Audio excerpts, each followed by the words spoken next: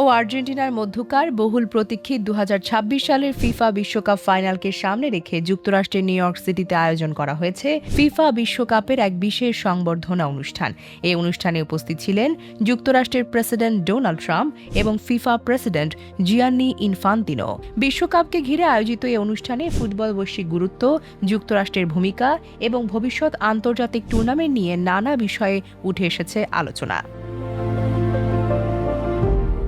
বক্তব্যে Donald Trump বলেন, যুক্তরাষ্ট্র বিশ্বমানের ক্রীড়া আয়োজনের সক্ষমতা ইতোমধ্যে প্রমাণ করেছে এবং ভবিষ্যতেও ফিফা বিশ্বকাপের মতো বড় আসন আয়োজন করতে আগ্রহী। তিনি ইঙ্গিত দেন, ভবিষ্যতে আবারও যুক্তরাষ্ট্রে বিশ্বকাপ আয়োজনের সম্ভাবনা রয়েছে।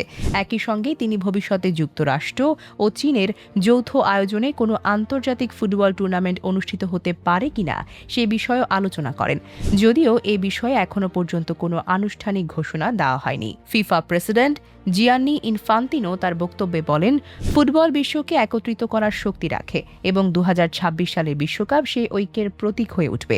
তিনি আয়োজক দেশগুলোর প্রস্তুতির প্রশংসা করেন এবং দর্শকদের জন্য একটি স্মরণীয় ফুটবল টুর্নামেন্ট উপহার দেওয়ার জন্য আশাবাদ ব্যক্ত করেন।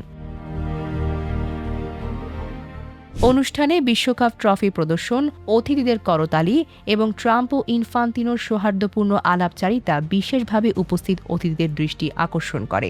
সামাজিক যোগাযোগ মাধ্যমে অনুষ্ঠানে বিভিন্ন মুহূর্ত দ্রুত ছড়িয়ে পড়ে এবং ফুটবল প্রেমীদের মধ্যে ব্যাপকভাবে আলোচনার সৃষ্টি হয়। বিশ্বকাপের মহারণ যত বেশি ঘনিয়ে আসছে, ততই বাড়ছে উত্তেজনা। স্পেন ও আর্জেন্টিনার সম্ভাব্য ফাইনাল ঘিরে বিশ্বজুড়ে ফুটবল প্রেমীদের আগ্রহ যেন এখন তুঙ্গে। নিউ ইয়র্কের এই সংবর্ধনা অনুষ্ঠানে সেই উন্মাদনার নতুন মাত্রা যোগ করছে। বিশ্বকাপ এবং এই সংক্রান্ত সর্বশেষ খবর, বিশ্লেষণ এবং গুরুত্বপূর্ণ আপডেট জানতে আমাদের সঙ্গেই থাকুন। Desk report, recap news.